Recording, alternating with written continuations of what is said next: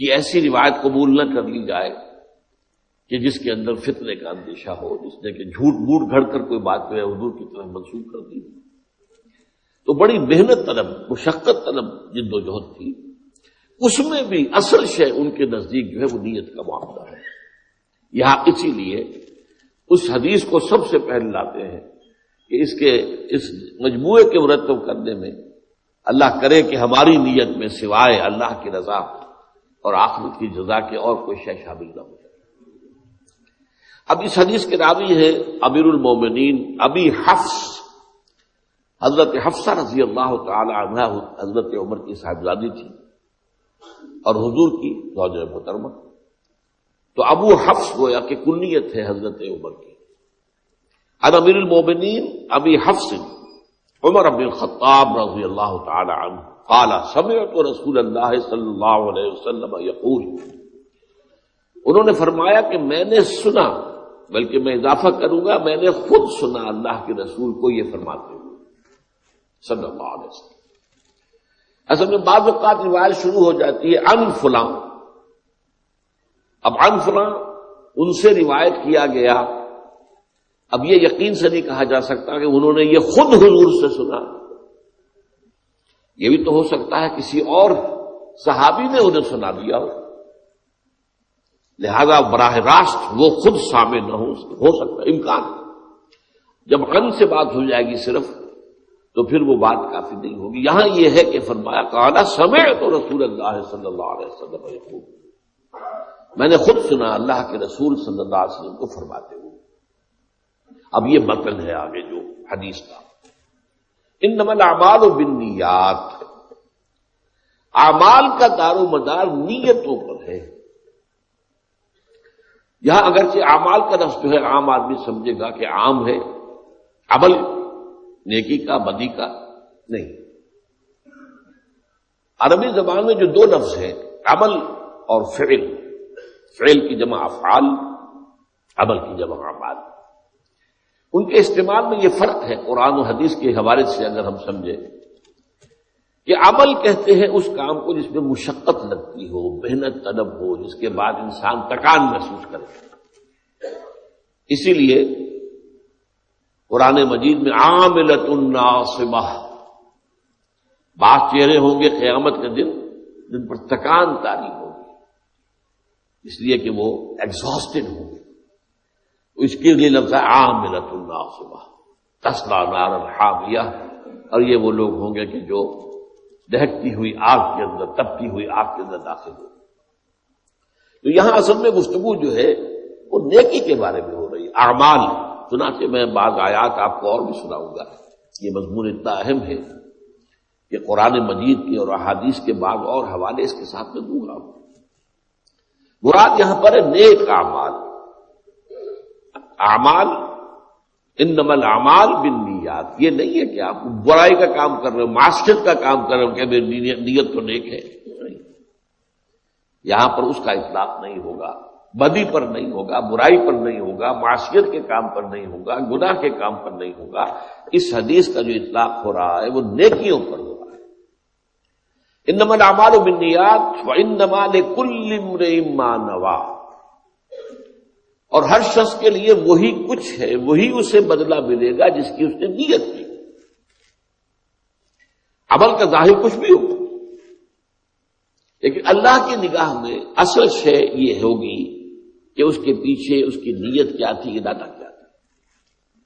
عرف عام میں ہم بھی کہتے ہیں الیکشن کا دور آنے والا ہے، وقت آنے والا ہے، اب بڑا چودھری، بڑا سرمایہ دار، محل میں رہنے والا وہ نکلتا ہے، گلیوں میں جاتا ہے، غریبوں سے ملتا ہے، بغل گیر ہوتا ہے، میلے کچیلے بچے ان کو بھی گود میں اٹھاتا ہے، پیار کرتا ہے۔ سب کو معلوم ہے کس لیے ہو رہا ہے، یہ کوئی نیکی نہیں ہے، یہ کوئی شفقت اور محبت جو ہے وہ نہیں ہے، بلکہ یہ تو دھندا ہے، انہیں ووٹ چاہیے۔ تو ہم بھی عرف عام میں یہ فیصلہ کرتے ہیں، لیکن بعض چیزیں تو جو کہ ہمارے مشاہدے میں بالکل نمایاں ہوتی ہیں، لیکن بعض مخفی ہوتی ہیں۔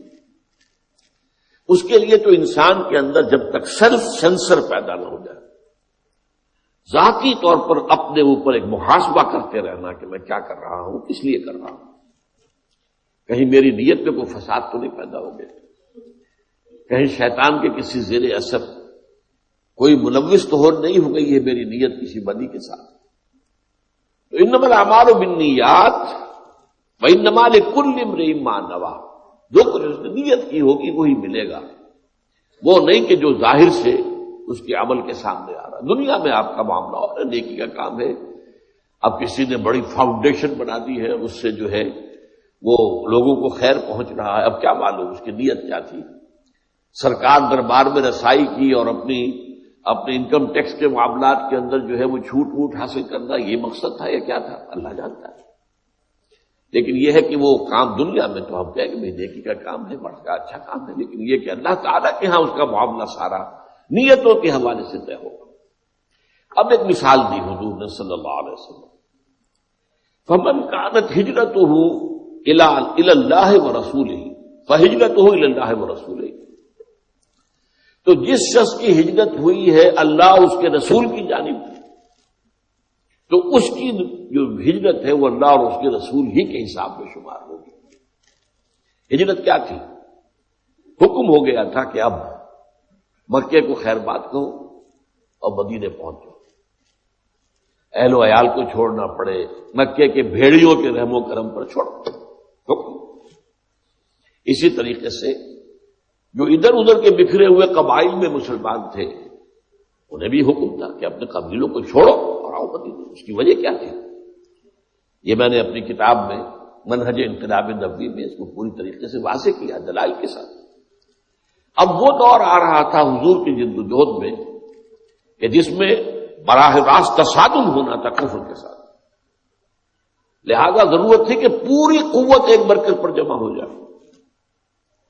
اگر قوت منتشر ہے، کچھ لوگ یہاں ہیں، کچھ وہاں ہیں، کچھ یہاں ہیں، کچھ وہاں ہیں، تو کوئی ایک جو ہے مؤثر اقدام نہیں کیا جا سکتا، لہذا یہ ہجرت فرض تھی۔ اس سے پہلے 2 ہجرتیں ہوئی تھیں، وہ والنٹری تھی، اختیاری تھی، حبشہ کی طرف، اس میں صرف اجازت دی گئی تھی کہ اگر یہاں کی سختیاں نہیں جھیلی جا رہی، اگر صبر کا پیمانہ لبریز ہو رہا ہے، برداشت سے باہر ہو گیا معاملہ، جاؤ ٹھیک ہے چلے جاؤ، حبشہ میں جا کر پناہ گزین ہو جاؤ۔ وہ پناہ گزینی تھی اس لیے کہ وہاں ایک بادشاہ ہے جو نیک ہے، اچھا ہے، عادل ہے، منصف ہے، لہذا وہ ہجرت جو تھی وہ فرض نہیں تھی، وہ اختیاری تھی۔ یہ ہجرت فرض تھی اس لیے کہ یہ تو حضور کی انقلابی جد و جہد کے اندر ایک اہم قدم کی حیثیت رکھتی تھی۔ اب ہجرت کا ظاہر کیا ہے؟ کوئی شخص مکہ چھوڑ کر مدینے آ گیا ہے، مہاجر ہے، ہم تو یہی کہیں گے نا، اور کیا کہیں گے؟ لیکن یہ کہ اس کی ہجرت کا اصل سبب اللہ اور اس کے رسول پر ایمان اور ان کی محبت اور ان کے حکم کی پیروی ہے یا کوئی اور مقصد ہے، یہ اللہ جانتا ہے۔ اب اس کی 2 مثالیں دے دی۔ پہلے تو فرمایا فمن کانت ہجرتہ الی اللہ ورسولہ، اگر یہی ہے تو ان کی ہجرت جو ہے اللہ اور اس کے رسول ہی کے حساب میں رہے گی، انہیں اجر و ثواب پورا ملے گا۔ ومن کانت ہجرتہ لدنیا یصیبھا، اور جس کسی کی ہجرت ہوئی ہے دنیا کے حصول کے لیے، تاکہ دنیا حاصل کر لے، او امرأۃ ینکحھا، یا ہجرت کی ہے کسی عورت کے لیے کہ